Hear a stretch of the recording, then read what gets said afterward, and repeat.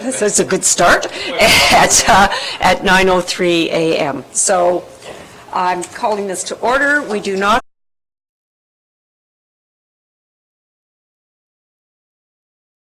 our councillors have a pecuniary interest. Yes, I do. So I am going to be excusing myself from item 6, I think it's 6A. It's the Muskoka Lakes Golf.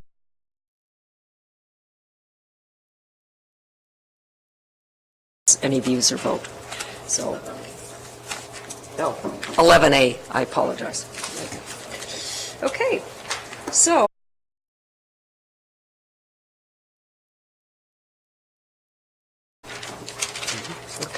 So we're going to go to our first item, which is Hudson Inniskirk, and I believe, Mr. Sharp, that is yours, so please take us through. Good morning, Chair Bridgeman, members of Planning Committee, and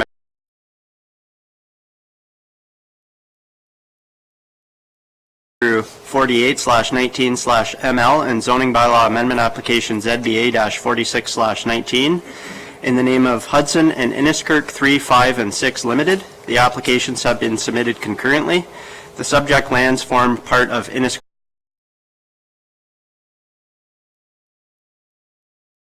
on pages 21 through 23 of the agenda package. The purpose and effect of the applications is summarized as follows. 5 severance applications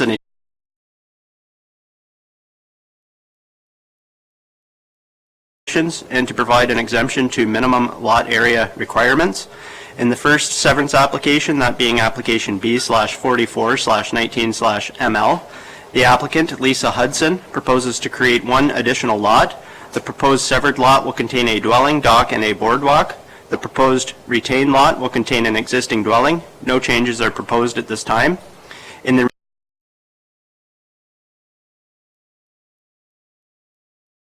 parcels to abutting lots. These applications are effectively land swaps between neighboring property owners in order to correct encroachments while maintaining existing lot areas. The purpose of Bylaw 2019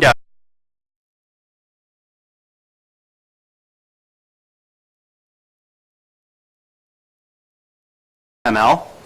The minimum lot area requirement for land zoned waterfront residential WR5-7 is 1.5 acres. Also, where a lot is zoned waterfront residential WR5-7 and is accessible by water only, the minimum lot area requirement is 2 acres. The minimum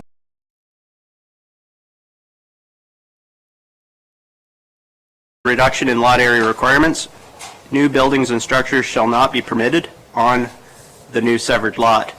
Please note the measurement regarding lot area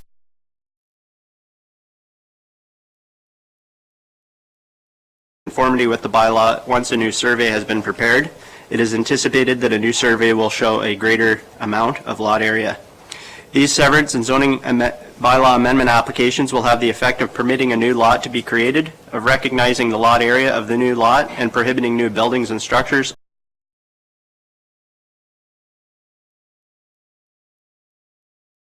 Public hearing under the Planning Act was circulated 29 days in advance, and 6 submissions have been received to date. The first submission is by the District Municipality of Muskoka, Planning and Economic Development Department. The department has no objections and requests to be notified. That is signed by Cassidy Fiore, District Planner. The second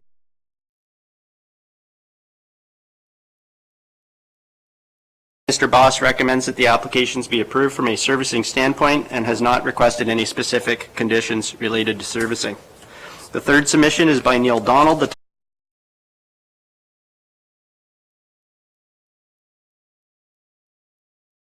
by Ken Becking, the Township's Director of Public Works, and the Public Works Department has no objections.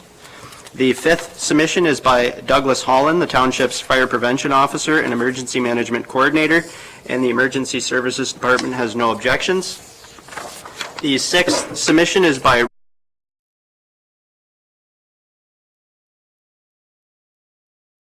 of Inniskirk Island.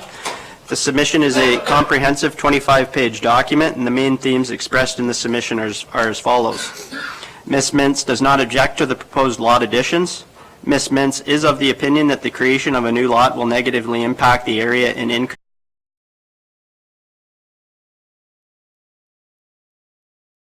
Lot creation as a condition of past severances was made with full knowledge that the small island was connected to the adjacent main island parcel and used as a common lot. Ms. Mintz is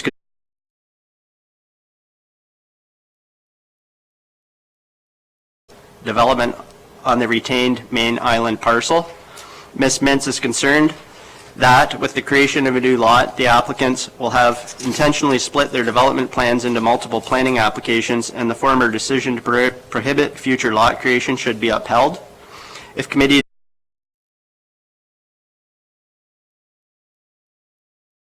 retained main island parcel, Ms. Mintz is concerned about the impact of development on natural views enjoyed from Hardy Lake Provincial Park. Ms. Mintz is of the opinion that no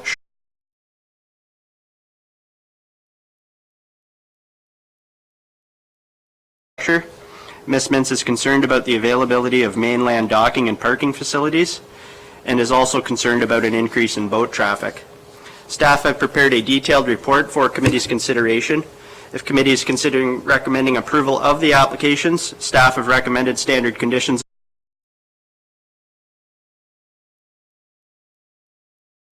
The proposed lot is currently developed with a dwelling, dock, and a boardwalk. Bylaw 2019-161 will prohibit further buildings and structures on the proposed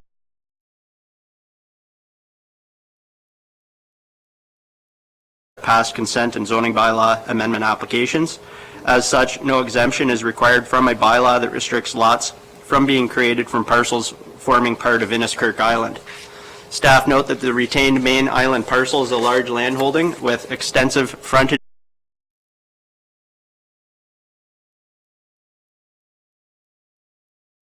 of zoning bylaw. I have no further comments at this time, and I'm happy to answer any questions that committee may have. Thank you. Thank you, Mr. Sharp.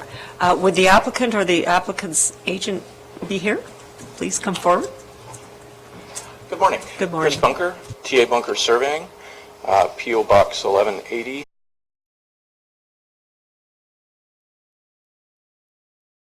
The Hudsons who own this. The first 4 severances came about when the Hudsons builder inadvertently built a tennis court and a bunkie a little too close.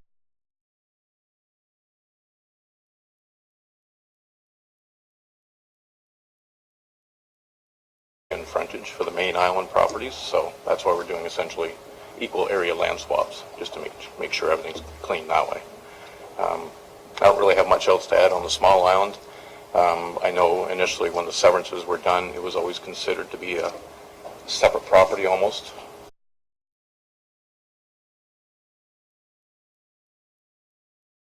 Since there are already 2 structures on that one piece of property. Okay, so I'm here if you have any other questions. Thank you.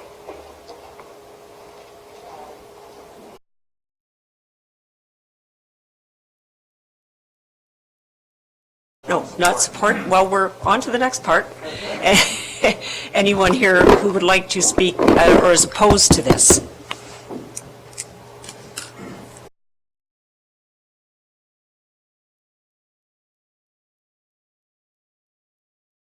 I'm a lawyer in Bracebridge.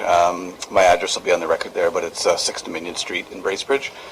I think the staff has summarized our report well. I think the main issue that we have is this small island. We don't have an issue with the land swaps for the to deal with the minor encroachments. The issue is that for my client,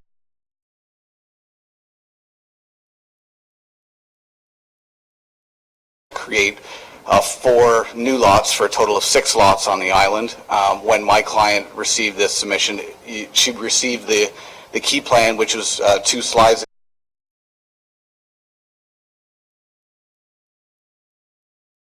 If you can go back to it, actually, just I think it.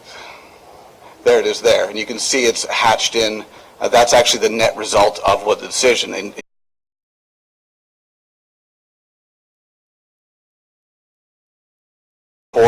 when council made their decision, the committee made their decision, they, as part of dividing this and creating an ultimately total of 6 lots, they said no further lot. There's a prohibition on future lot creation. So they've now come back and said, oh, we always meant that this small island was separate.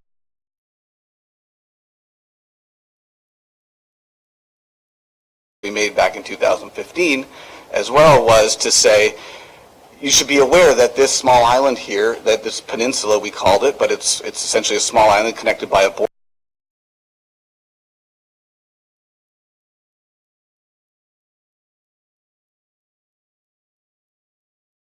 So while the plan, in this new application, they're creating another new lot, which ultimately would have been at the time, if they had done this in 2015, they would have said, actually, we're creating 5 lots and we're for a total of 7. Well, that's not what council was presented with, and that's not, and they made it clear in the bylaw that they did issue that said we're prohibiting future lot creation. So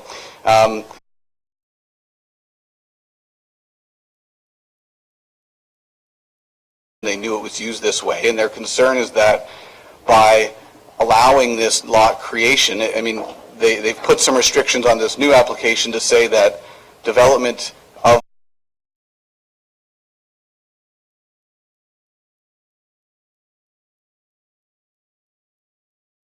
main island lot that's going to be now created is now freed itself of the buildings that are existing on this connected small island, and therefore there should be some restrictions on future development on, because it's going to increase density and development on this retained main island piece. And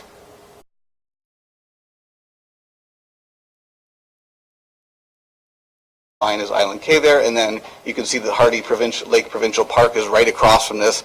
This is where thousands of visitors go. They look out on, they will see this increased development on that island is going to impact the view, what they think is a very unique area of Muskoka in terms of its pristine and preserved nature. So if you have any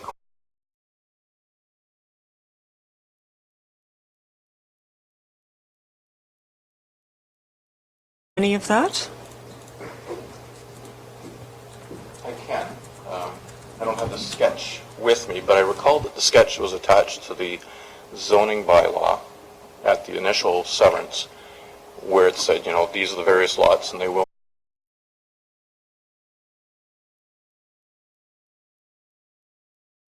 The retained portion was considered as, like, that's what the bylaw was enacted on. It was not, it did not include that small island, going from memory. I don't know if you have that.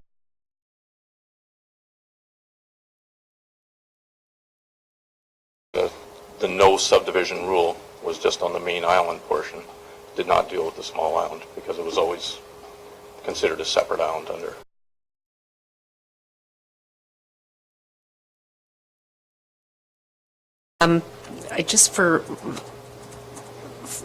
Can we just review why we are doing this with the small island now? I know you said historically it's been considered its own piece of property but legally that hasn't been the case, right?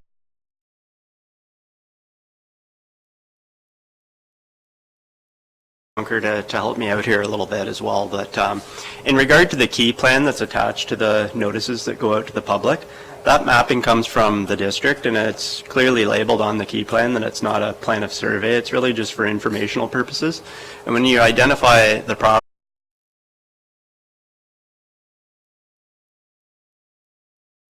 as being part of the larger main island holdings, so I can see how this led to some confusion, but clearly in my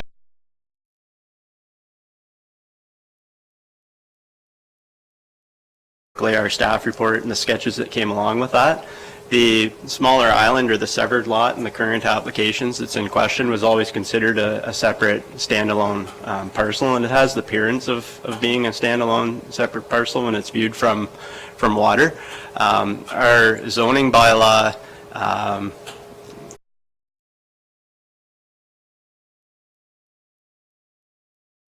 conveyed without a consent.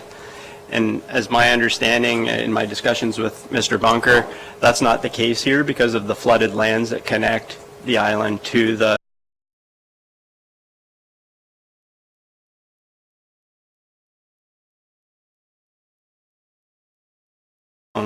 standalone separate lot. I would note that the lot is developed with a dwelling today and a dock and a boardwalk. And the bylaw that's before committee will restrict any further buildings or structures from being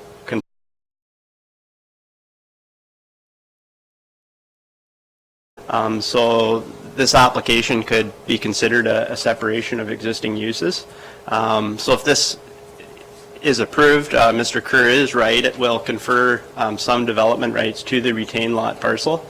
But I would note that, you know, the parcel is quite a large.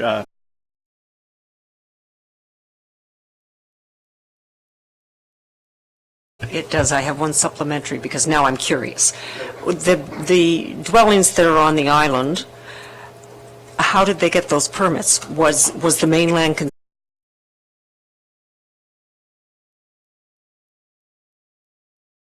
really, well, no, but that's my question. It could be from so far back that we don't know that. I just need to understand that. Thank you.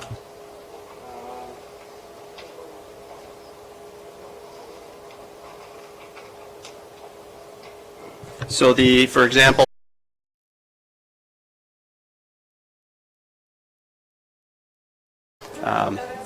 Thank you. That answers my question. You're welcome. Okay, so committee, Councillor Jaglowitz?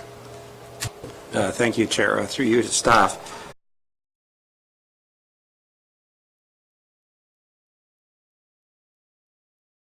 Called a boardwalk because it's going over land as opposed to over water, and therefore are the two pieces connected, or is it a bridge going over water?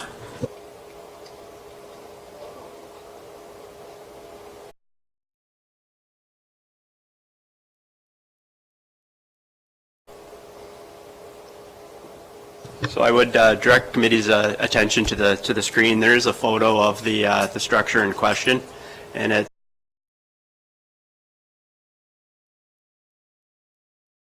connect the severed lot to the retained lot parcel.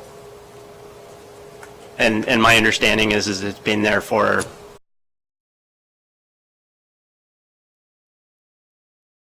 permit being issued or anything like that. It's just been there for a very long time. Supplemental? So just a supplementary, and I'm not trying to be difficult, I'm just trying to understand, but you said a severance is required because it's considered to be part of the other lot.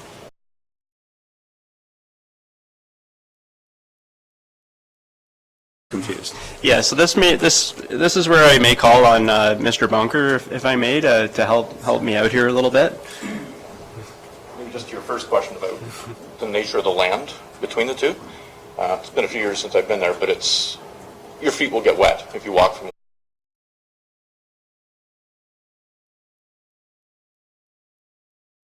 next, from what I recall. Okay, so it is generally wet between the two. As for how it's connected to the mainland piece,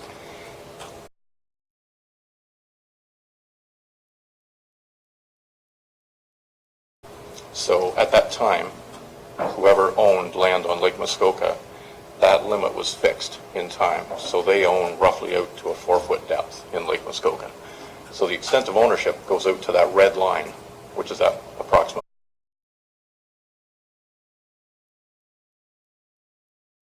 That it is a separate island with water in between the two. So since 1874, it's been considered it looks like an island, but legally, ownership extends to the flooded lands out to that 4.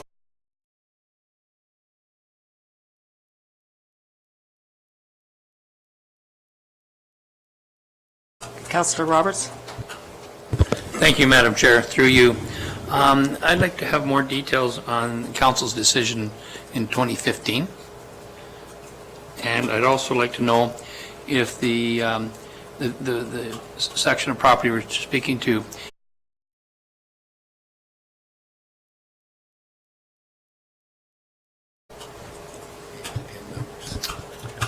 Mr. Sharp? Okay, so in 2015, there was applications made to create 4 new lots plus 1 retained lot. So, 5 lots in total.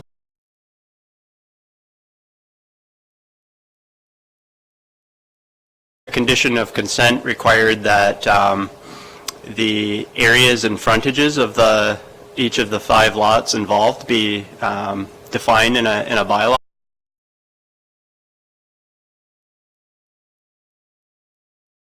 restriction on further lot creation. The lot additions that are being proposed, they're essentially land swaps. So the lands that are being severed, equivalent amounts of land are being added back.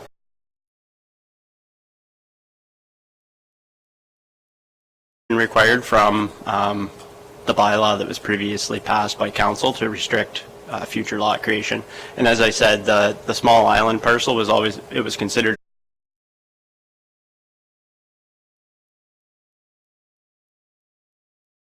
specific bylaw that froze the lots.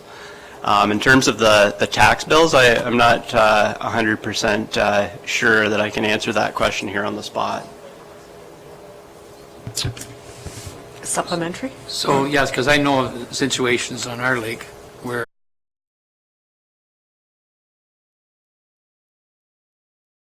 now there's two tax bills.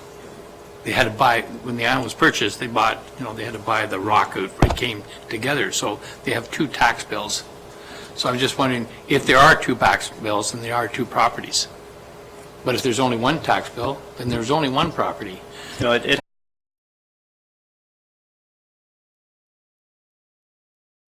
can inadvertently merge, and the township will continue to tax those properties as if they were separate parcels. So the fact that you're receiving two tax bills doesn't mean that they're legally two separate lots.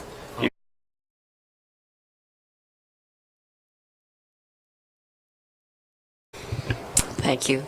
Councillor Nishikawa? Thank you. First of all, I just wanted to ask where Ms. Mins is located, the property that,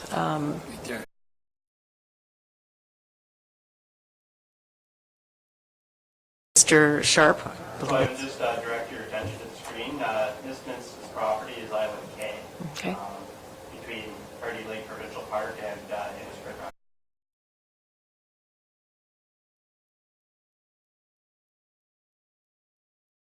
I asked that just because I wasn't sure if I was going to have a conflict. That's why I'm asking. So I don't, and I will further. I guess my main question or concern is 1950.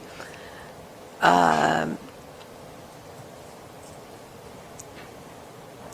sure how to word this correctly, sorry.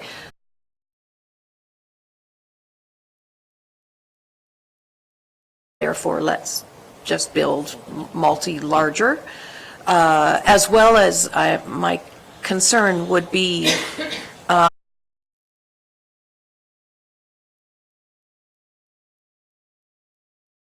Boathouse.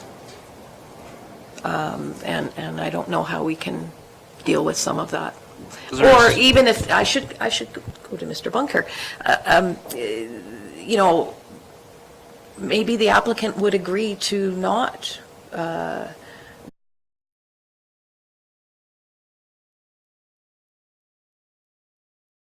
about this. That island is fixed. Whatever's on there, I don't think you can do anything other than maintain the building that's there. You can't go any bigger, you can't do anything else. And they're quite happy with that. So again, I think my concern is that we actually figure out how to put this.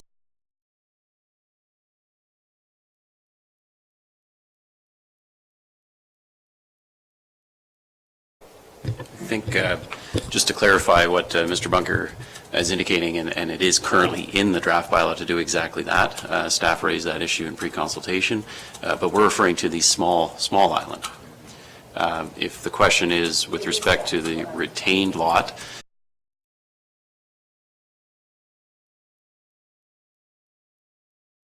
and I don't, currently the draft bylaw does not state that, and I don't know what the applicant's opinion would be on that, and I don't know if that's your inquiry. I'm concerned about the small.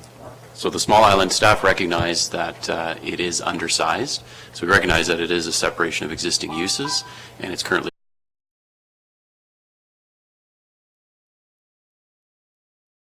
want to infer building rights as a result of creating it. So if you review the draft bylaw in your agenda package, it allows a lot to be created, but doesn't allow it to be redeveloped in any way. So it is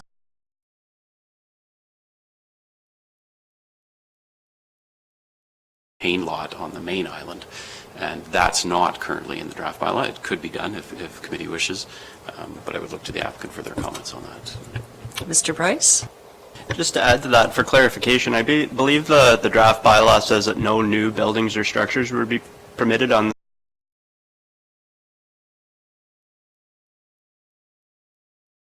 existing buildings or structures would be permitted. And that would be just and even a restriction above and beyond even what we've put in the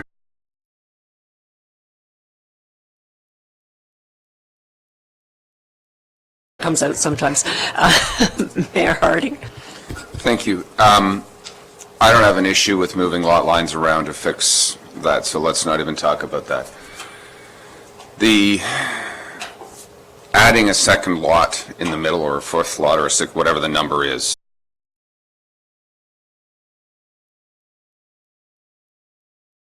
building used currently, what would be a future plan? Because I really don't like always overturning old decisions of this council.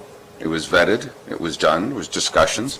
I get, you know, the northeastern portion is a large parcel of land. We said, no, we want one.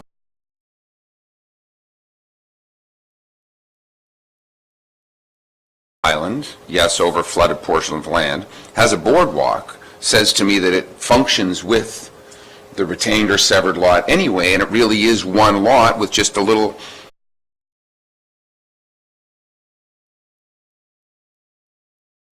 another cottage there potentially, and or more docks and more boathouses, and we are intensifying and adding use to the property. So I'm just really trying to, what's that one building used right now? Is it used with an adjacent lot?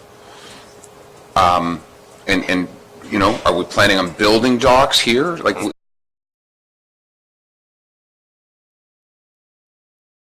our council decision. So the Hudsons bought this whole island with the intent of keeping it in the family. They have 4 children.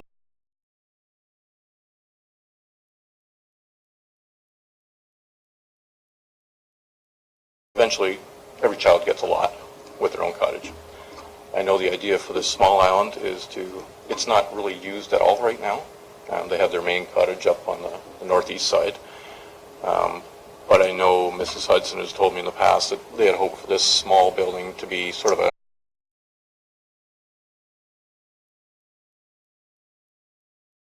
and have like a games night or whatever, and essentially not mess up somebody else's cottage. It's in the communal place, and that's all it would be.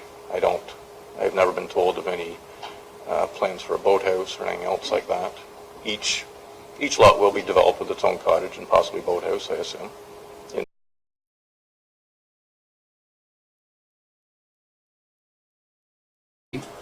Currently 4, 5, 6 lots currently on the property. Right. Mom and dad get one. Each And kid 4 gets kids. one. Yep. That's 5. I've got 6, and now I want 7. The So 6th are we one. adopting some people? I don't know. The one at the top,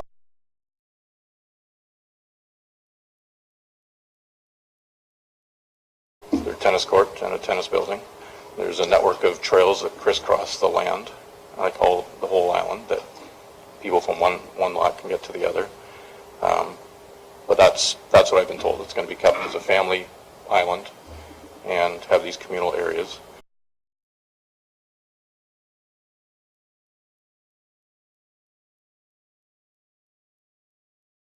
Thank you. I'm just going to let Mr. Pink jump in here first. Sorry, thank you, Dear. Just to clarify, just so the committee doesn't have any confusion further to Mayor's comments, there's no proposal to exempt or amend the previous council's bylaw in 2016. As Mr. Sharp pointed out, the previous application presumed the small island was a separate island. So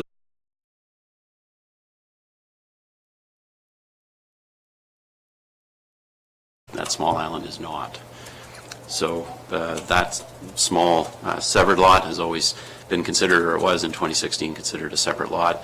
It was not included in that. So you can see in the draft bylaw, there's no exemption from 2016. It's just from 20.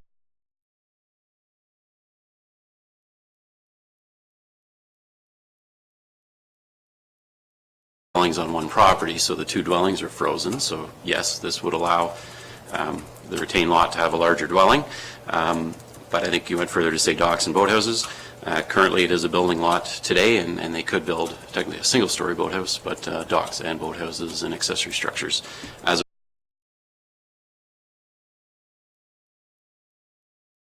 the draft bylaw proposes to not allow any further buildings on this small island. However, they still could potentially enlarge that existing structure.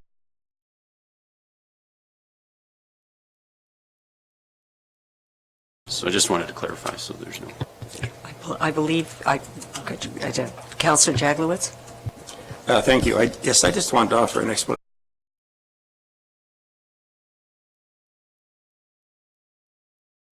To say we're separate PIN numbers. A PIN number is a separate property at the registry office. I think it'd be important to know if these two properties have their own PIN, therefore they have their own legal registration, are separate. If they're under one, then that, I think, changes the scenario. Is it just possible to find that out? I believe it's one pin. It's one The way PIN. we would have surveyed it, all as one part 4, it would have acquired Right, its so own.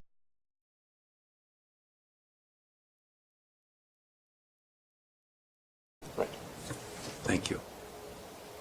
Councillor Nishikawa? Thank you. I just wanted to take a moment to add some clarity from my perspective.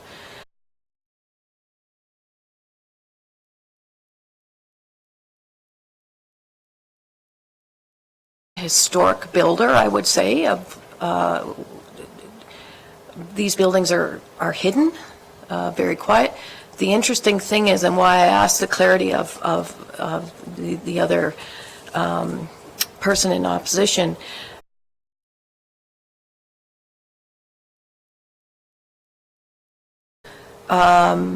and have mainland property as well. My only real concern would be that of the development of the small piece, the small island, as we mentioned.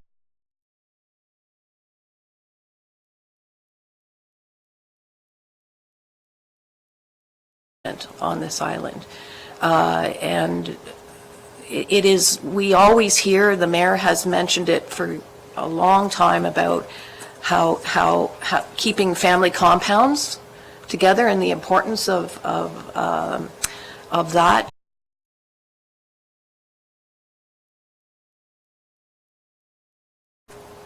Again, we shouldn't be focusing on that there's going to be, or I guess I shouldn't be telling you what to focus on, but I'm concerned that we're focusing on something that is actually not a problem or a concern. These are not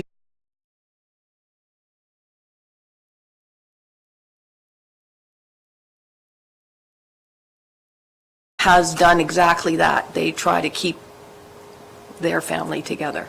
And so I just didn't want people to think that now we're going to get somebody else coming along that's going to have a separate lot that's going to build and build and build. That has not historically been what's happened, and the development of the lot, I get that there was an error.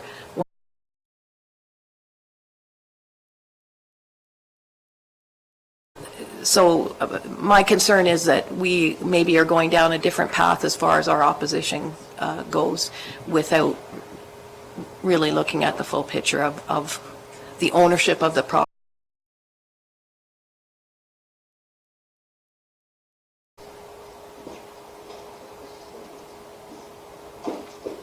Thank you. Excuse me, now I can see you'd like to speak, but technically I don't think that's available to you unless the committee would like to hear from the lawyer that's opposed to this.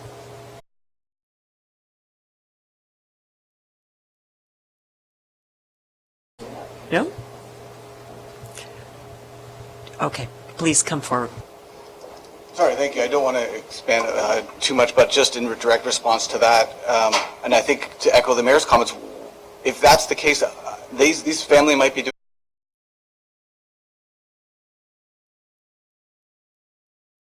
doing, who knows, down the road. By giving this, you're creating the potential that it's going to be used and severed as a separate piece and sold off as a separate piece. This family might have no intention to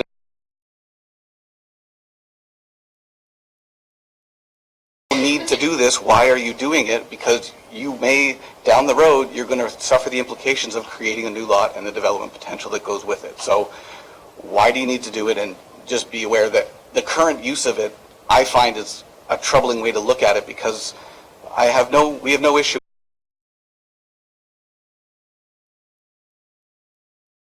potentially creating new development rights for someone else down the road. So that's why. Thank you. Councillor Edwards?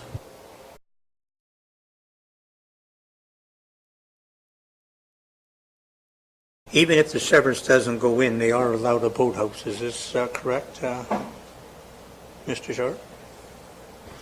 It would be permitted a single-story boathouse because of the two dwellings that currently exist on the property. Okay, so it could be a two-story if we grant the severance.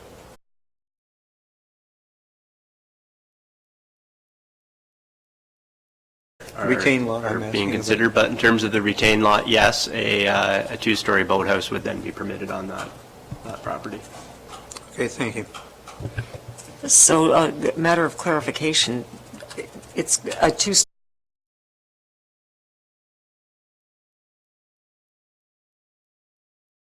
Okay, so help me with that. So because currently the property is a singular property, and there's two current...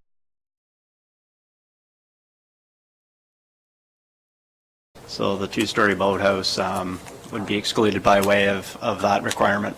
Okay. So let me see if I can pull this together a little bit. I think we've had a fair amount of discussion. I think the first question to committee is,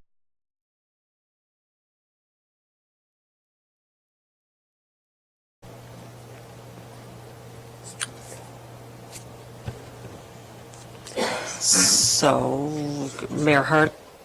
Again, just to comment, and my issue with the severance at this point, I appreciate that we considered it a different island, a different perspective.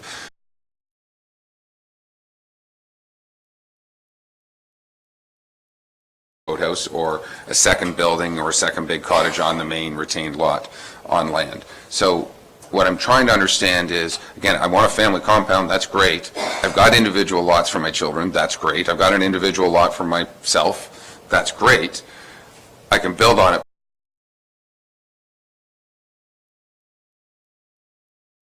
Center lot. And if I heard that, I might actually be happier because I know what the end game is versus the sale or something else. And I'd almost look at it and say, hey, you know, it is a big lot. We could sever it. We hear regularly that we'd like to keep it as a family compound.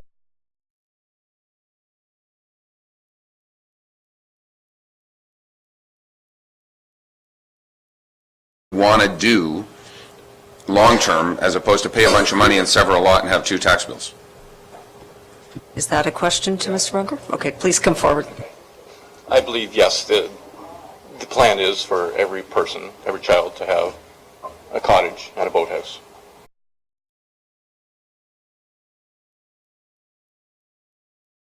Yes, yes, okay. Okay, so they want the two-story boathouse with a sleeping I would assume. accommodation. Thank you. So I'm Thank you. assuming from what was discussed, if they wanted a two-story boathouse, they'd have to tear down the second building. But then they could put their two-story boathouse out on that small island.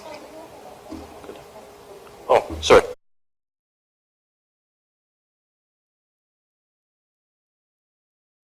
House and the severance didn't happen.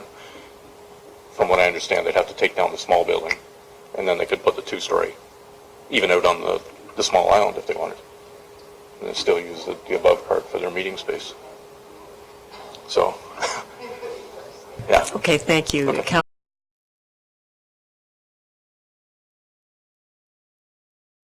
Helped clarify things, and so I'm just wondering if there isn't a solution to allow that wish to occur without the severance. Is that some option that maybe should be pursued? I'm sorry, to what? Allow a two-story boathouse without the severance? Right. In I'm other sorry, words, what?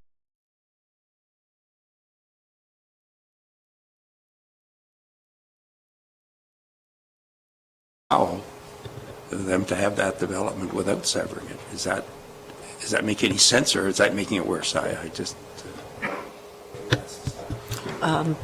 Mr. Sharp? Certainly, consideration could be given to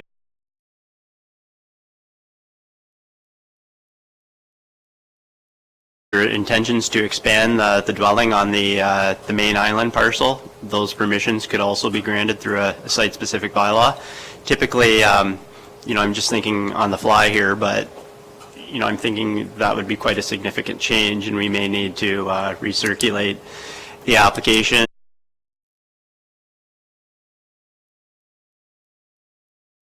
for our neighbors to understand it and understand it ourselves, but certainly that could be done and is an option. And I would have assumed that that would have been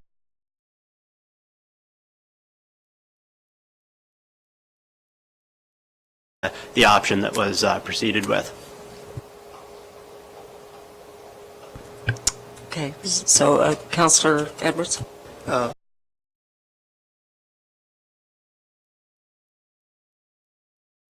The way, could that, what is the acreage there? Could that be severed? Mr. Sharp?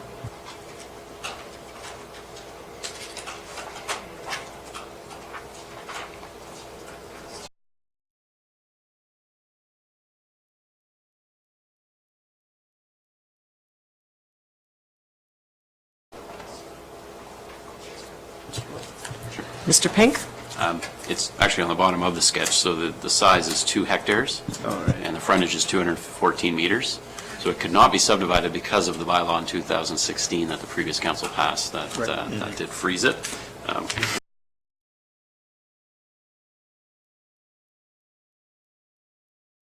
But the 4 hectares, so I think technically they would potentially have enough acreage to subdivide under the standard waterfront residential rules, but that bylaw in 2016 would. I realize that, but I just wanted.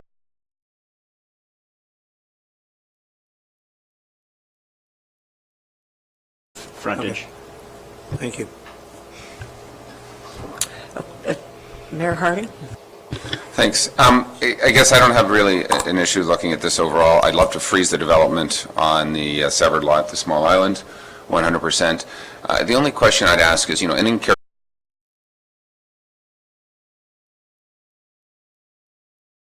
two-story boathouses in the area, would the applicant be willing to consider if a boathouse was built on the retained lot to allow it to be single-story? We'd allow a cabin and a cottage on the severed lot, and that could be adapted. I don't think it's a major change to what was circulated.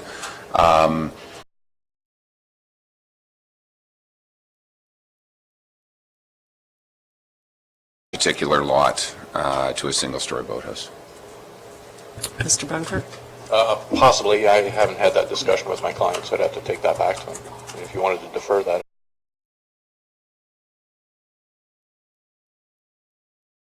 I'd like to see that in, like a single-story boathouse on the retained lot rather than a two-story. And if the applicant's agent would like to have it deferred, I'd be willing to defer. Mr. Sharp?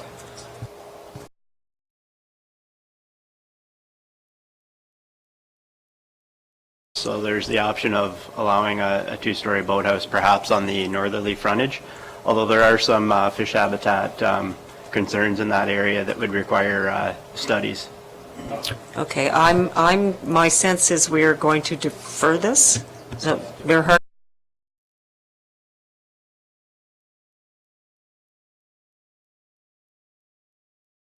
And then we do not approve this until council a month from now. At which, if there's a big objection, you can come back and it can be pulled at that particular point and sent back to committee. I think from a help move this along, I would be in favor of that, and I'm not sure if you and your client would be as well. Yep. As long as we have an option to come Okay, back. good plan. Okay, all right, so we need to, some amendments going on here? Hang on.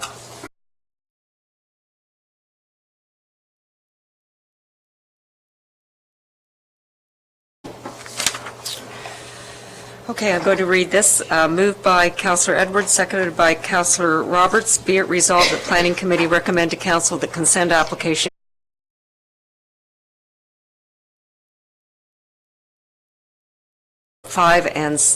and 6 Limited, roll numbers 6-27-033-02/04/08/09/010, be approved.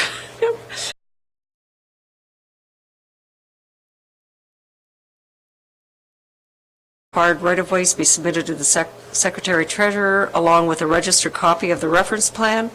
The legal undertaking be submitted in order to confirm that the severed lots in applications B/45 through 48/19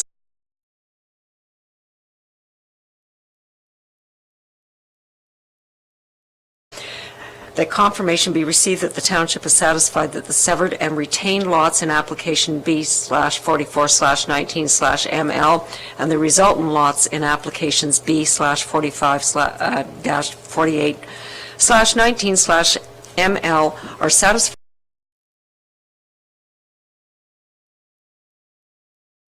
sewage system be corrected to the satisfaction of the township. 4, that a consent agreement with the township under Section 51,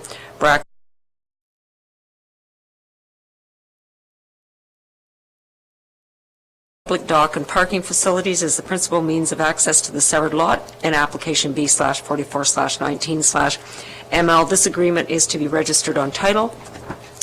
That a zoning bylaw amendment be approved to recognize the area of the severed lot in application B/44/19/ML and restrict new buildings and structures. Discussion?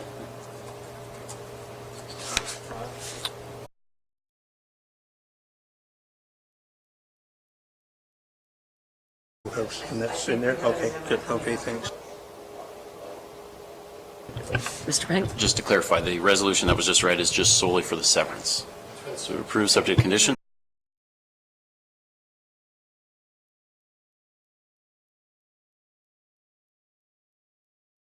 Opposed? It carries.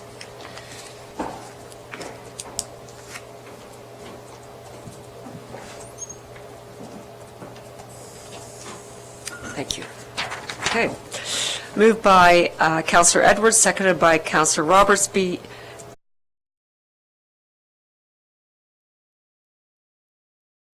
19, Bylaw 2019-161, Hudson Inniskirk, 3, 5, and 6 Limited, roll numbers 6-27-033-02/04/08/09/10.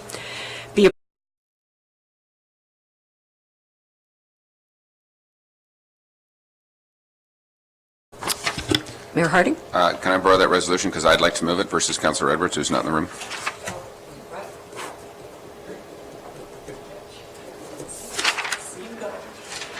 Thank you. Good. Okay.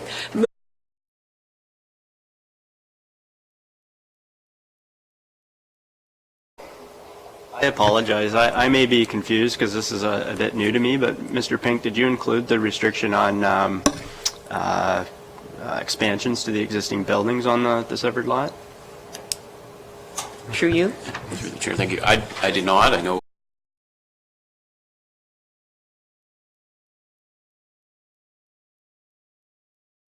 existing structures. I believe it was. Okay. Mr. Edwards might get back into the room.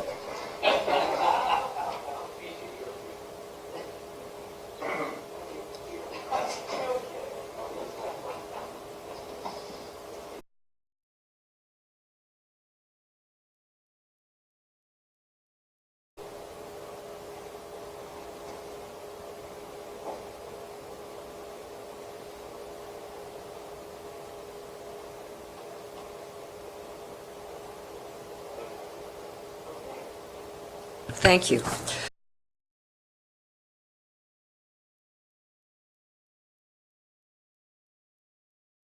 That ZBA-46/19, Bylaw 2019-161, Hudson Inniskirk, 3, 5, and 6 Limited, roll numbers 6-27-033-02/04/08/09/10.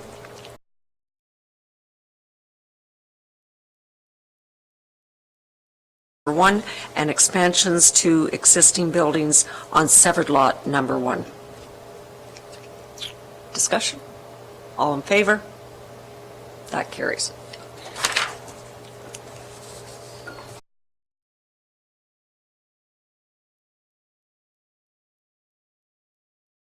Thank you, Mr. Sharp, for picking up on that.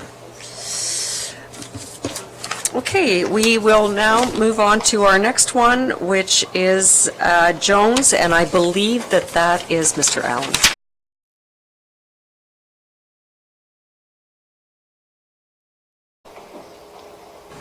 Thank you. Excuse me. This next item is a public meeting for zoning bylaw amendments 2719. I'll just wait until they clear the hallway. By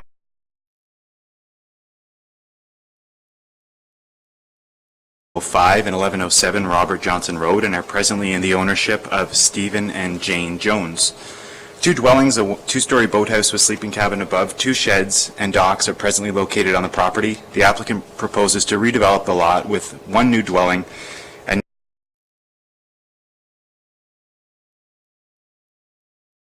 a lot coverage of 10.1%, 6,152 square feet, and a lot coverage within 200 feet of the high water mark of 11%.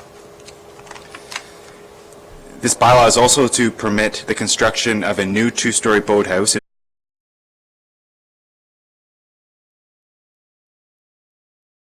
156.7 feet, and the existing two-story boathouse will be removed. The purpose of this bylaw is also to provide an exemption to the maximum permitted dock length of 66 feet. The applicant proposes to construct a dock associated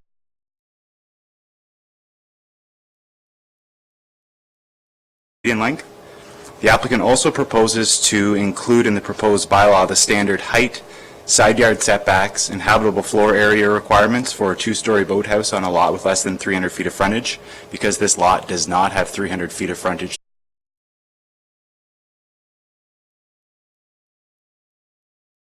in the draft bylaw. The purpose of this bylaw is also to provide an exemption to the maximum boathouse length. The applicant proposes to construct a two-story boathouse with a first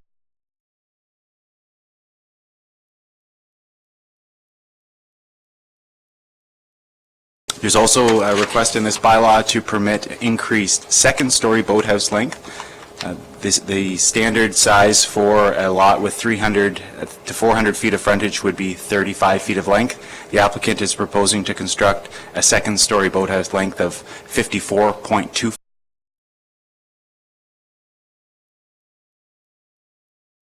Within the first story of the proposed new boathouse is proposing to allow 251 square feet of separate rooms cumulatively in the form of a washroom, utility room, and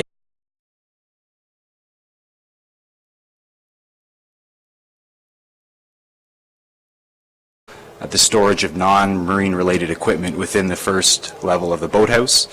There is an existing site-specific bylaw that applies to this property, Bylaw 1985-133, which permits a maximum dock length of 86.9 feet. Because a new dock and a different configuration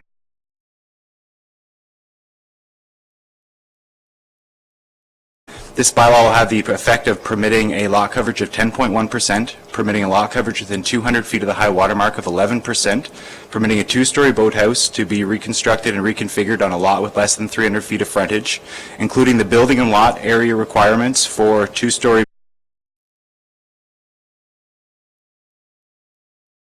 dock length of 84.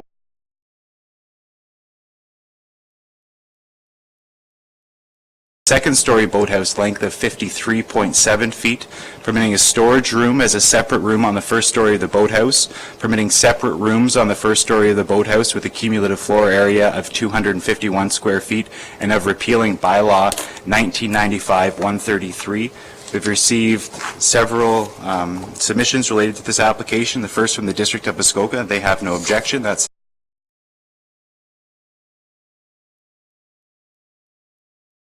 Services, Development Services, and Public Works Department. Direct your attention to a number of drawings that were included on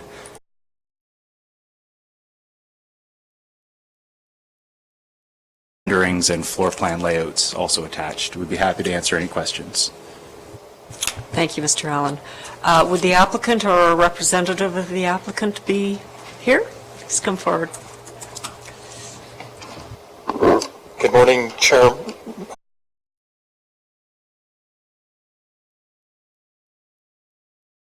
Professional planner. I work with Marie Poirier Planning and Associates. We're at 5 Main Street in Huntsville. Lori, I will get you the postal code because I don't know it offhand. Just wanted to highlight a few things that were presented in Mr.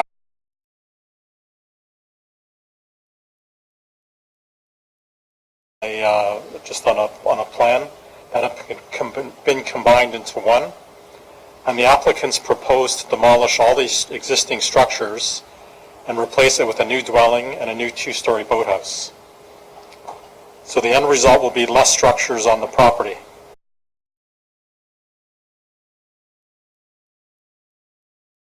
The boathouse was in non-compliance with the bylaw. The proposal by combining the 2 lots will bring this proposed development into further compliance with the bylaw. Although we are short,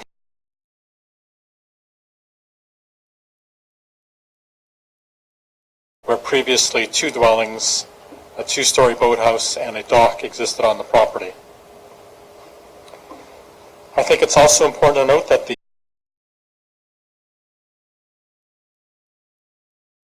already exists on the property. As I mentioned, there'll be a reduced number of shoreline structures because the dock will be removed.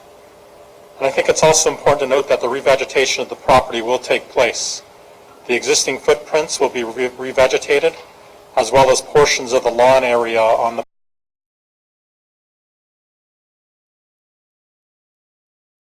doing that on the property. I would also note that there's already significant shoreline vegetation on this property that will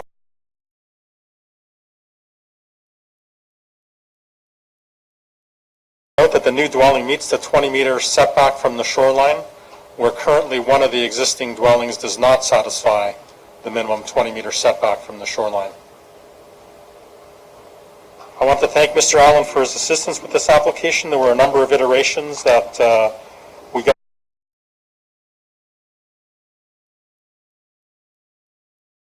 And I wanted to also mention the designer and the owners are present to answer any questions that I may not be able to answer. Thank you very much. Thank you. Anyone else here who would like to speak in support of this application?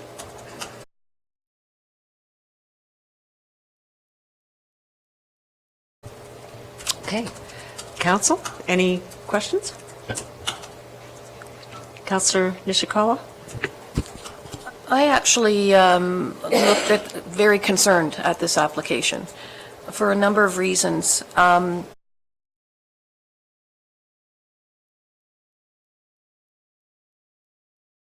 Council, knowing what we know now about flooding, that we should be encouraging development on the first level of a boathouse. And my huge concern is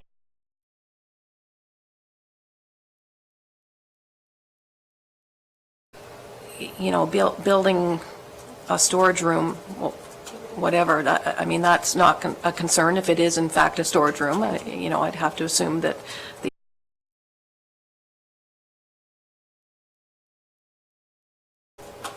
doing what he's saying he's doing. But I have a strong concern that we would be putting plumbing on the first level of a boathouse. I actually had a ratepayer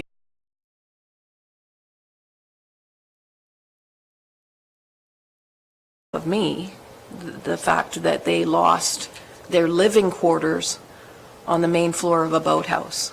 And I just don't want to ever encourage that type of thing from my perspective. I also am concerned with the ongoing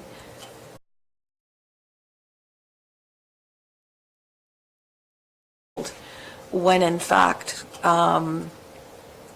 many others build within the bylaw. When it's a total rebuild, I don't understand why we are always pushing the limits. So those are primarily my concerns. I don't understand the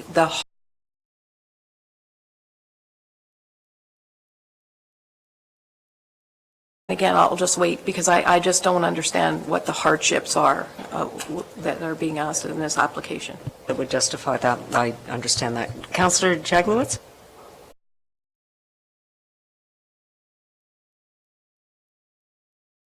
Staff is recommending two amendments to and the first one is that the boathouse length be shortened unless it can be justified by water depth.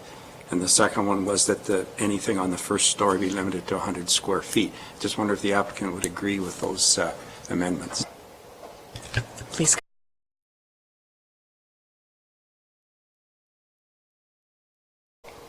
Okay, thank you. Just a point of clarification from you, Councillor Nishikawa. I believe we allow a bathroom on the main floor of the boathouse at this point in time. That is within our policies.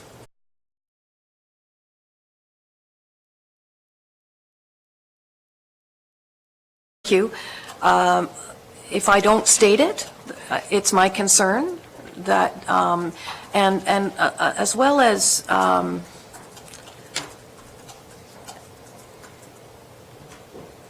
I haven't heard, and Nick, I'll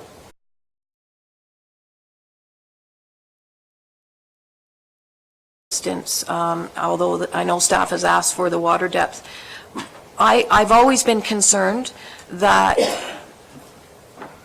people buy a lot and it doesn't give them the same rights that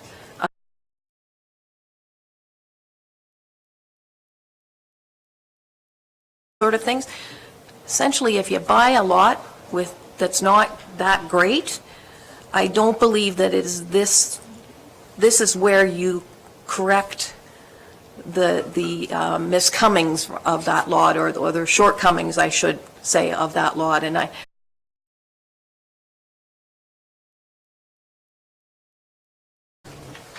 and make it something else, and that's my concerns.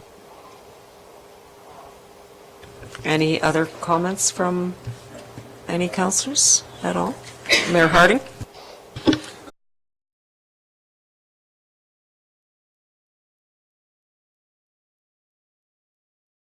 We'll be at 11%.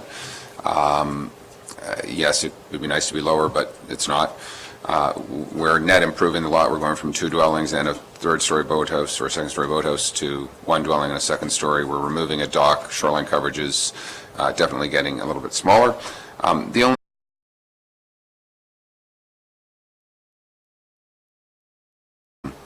It's interesting, on one of the photos in the application, you can see sort of the shallow water mark, which is currently at the end of the boathouse. And I respect that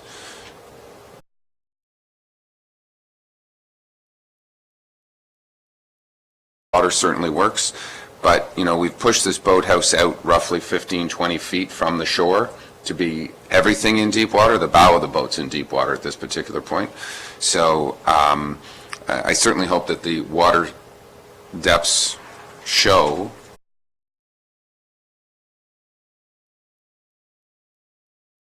and that's my biggest concern from a neighboring perspective, though yes, you're looking into the bay through the property to the south, but I guess I'd like to see this boathouse roughly 10 feet, at minimum 10 feet closer to shore, and I think that ability to do that is there.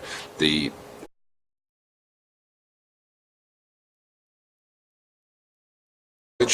is an entrance from the outside of the boathouse. It really is storage. I'm not going to go walk in through a set of barn doors to put a bedroom down there.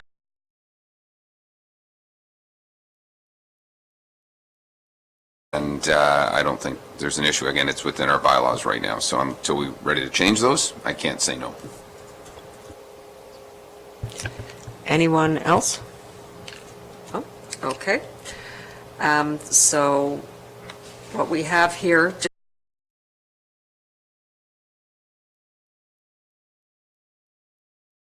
judge that. I guess I look to Mr. Allen for that. through you, you could choose to defer the application, in which case the applicant, during the deferral period, would gather that information. You could also choose to recommend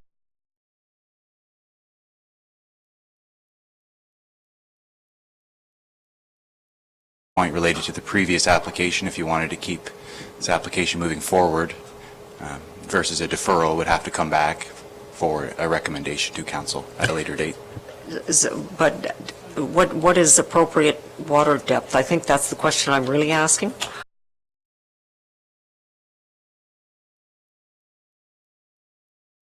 Float a standard boat. There's no hard and fast number in our official plan or in any of our bylaws or regulations. And that would be for the bow of the boat, because I'm here with Mayor Harding on this. The back obviously needs it, but what?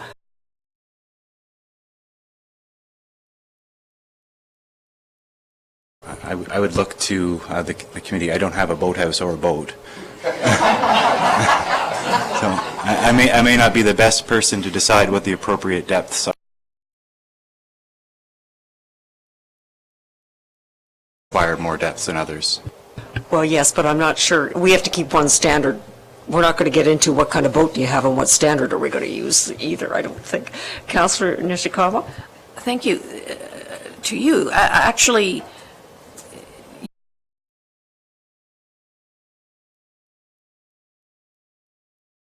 you know, I drive this boat, and that's why I need this.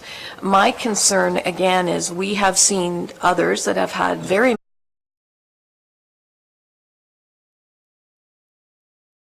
to drive a different type of boat, a Sea-Doo type boat, those types of things.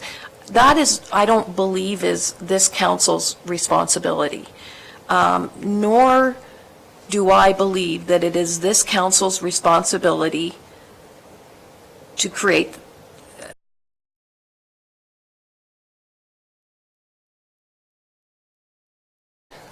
for people's recreational use or whatever. We've discussed this for years in our bylaws and things, and now I'm hearing that it's 3 feet. I had heard it 2 in the past discussions, and which is fine. But again,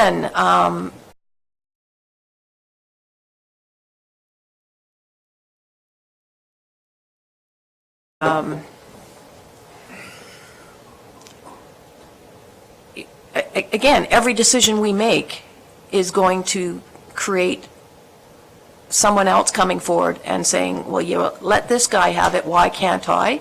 I think there's a reason why we have 66. Not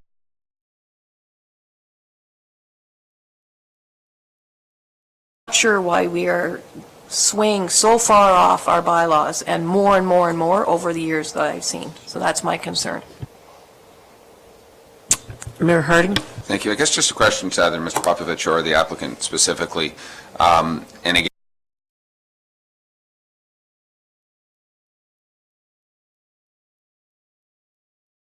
2 feet in moving that first story of the boathouse out, I think is excessive, knowing that we're at 52 feet right now. And I'm wondering, to sort of move this forward before water depths to do whatever, would moving this boathouse in 10 feet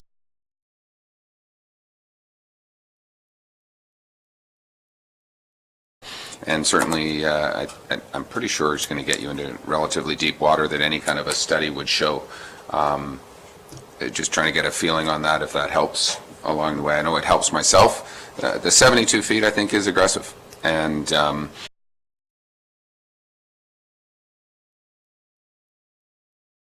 but when we start to have to move a boathouse out this large, I question a little bit. So Mr. Popovich, I'm not sure what your perspective is.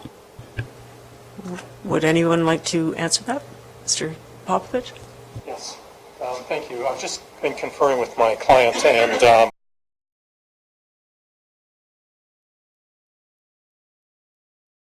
that's why it's being moved further out. So we did look at the water depth, and the reason for moving it further away from the shoreline is because of the water depth. So we'll definitely provide that information.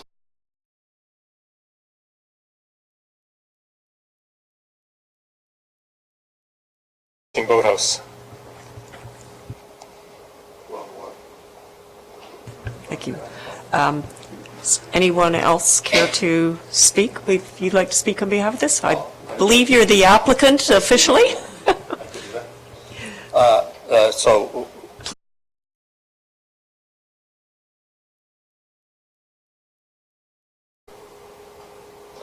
the water level varies throughout the year. If you were to go out there today, it's sand halfway out the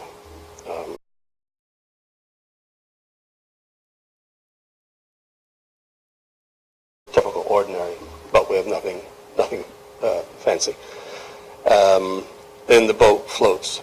I can't really tell you exactly that I put a yardstick in, I can tell you, but it floats. But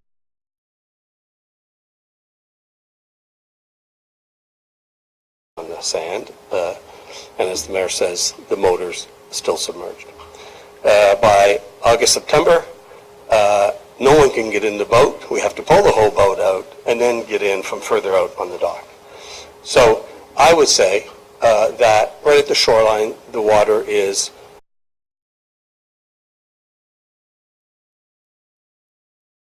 it might be 18 midway down the boat during the best part of the summer, and it'll dip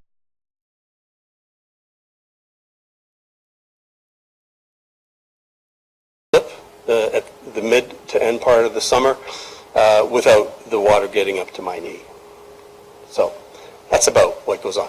Now, we'll accommodate moving it in a bit if that moves the process on, but we will still have to, even if we had a very shallow boat.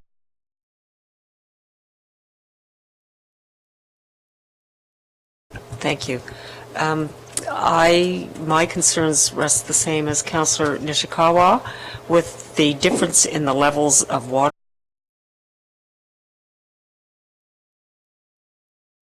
Houses extended out into the water. So I have some real concerns about this. As you say, we have 50 feet that you can work with in terms of that, so I'll just throw my 2 cents worth in on that. Anyone else?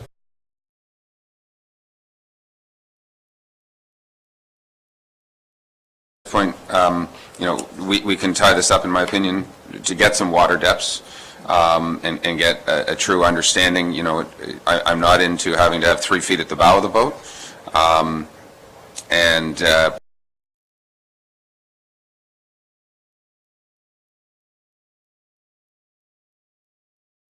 More than 3 feet in July and August, even September.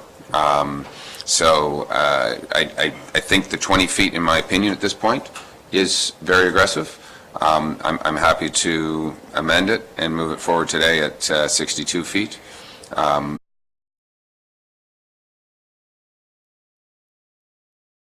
For appropriate water studies. Councillor Jaglowitz? I support the mayor's suggestion that we bring it back 10 feet and then approve it. Anyone else? Okay,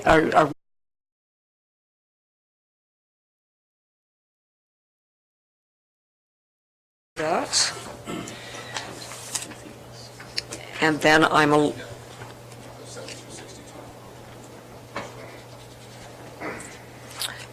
okay, so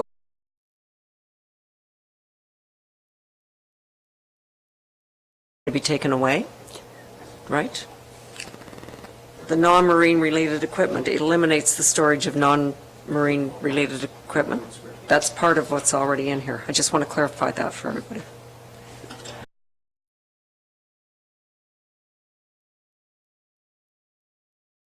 Limited to 100 square feet like everybody else. Yes, that's what it is. Right. Okay, so we will wait for the amendment.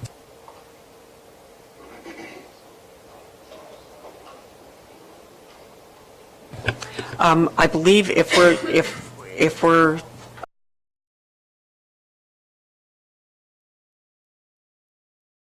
yeah, no. Yes, agreed. Sure. Can I ask a testimony question on this removal of the 100 square foot room? If they are to remove the inside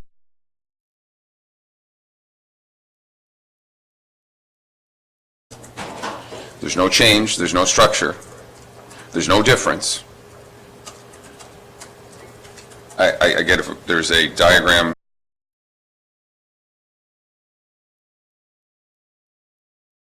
saying is build the outside walls, build everything you want, but get rid of that wall on the inside of slip number 1 to the outdoor furniture room.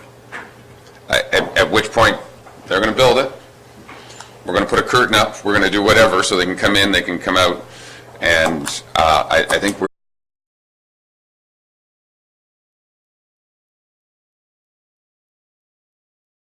it's not changing habitable space. It's not, that's my opinion at this point. So I don't think I need that in there. I think we're asking for our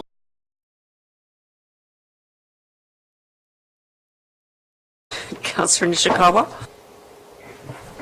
To add to the confusion, or not, I don't have a concern about the storage room. My initial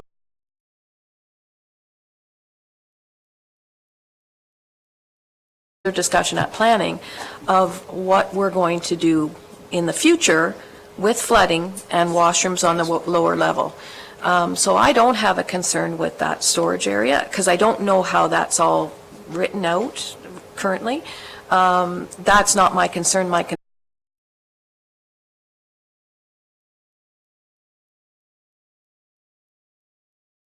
of the extension out into the lake. Yeah, Councillor Jaglowitz? Thank you, through you. I agreed with the mayor on one part, and now I disagree on the other. I have no problem with the exterior doors remaining, and they can move the storage in. I just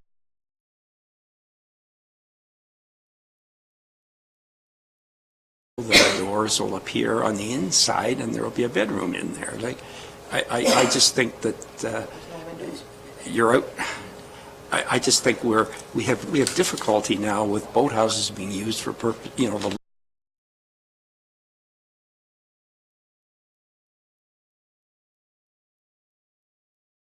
an exterior door and not in an enclosed room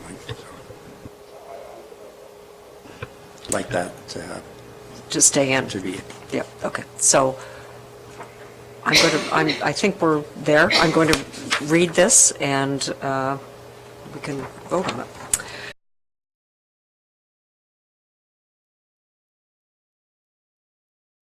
Township Council that ZBA-27/19, Bylaw 2019-107, Jones Rolls number 5-4-052/053 be approved subject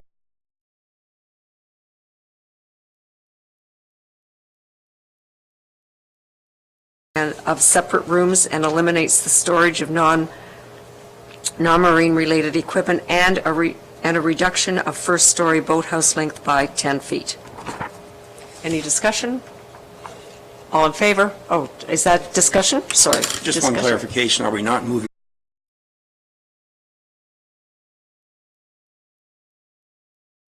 Yes. To me, the dock is the same as it was before. Yes. There's no change to that, so we're just bringing the structure back. The dock is already out that far, so we're not making a change to the dock. I'm okay with the dock. It's the second story or first story that's above.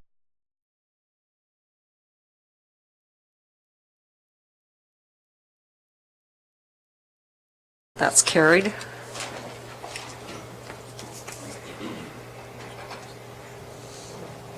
Okay, so I believe before we get into our next item, I'm going to take a 10-minute break here, so we'll be back in 10 minutes.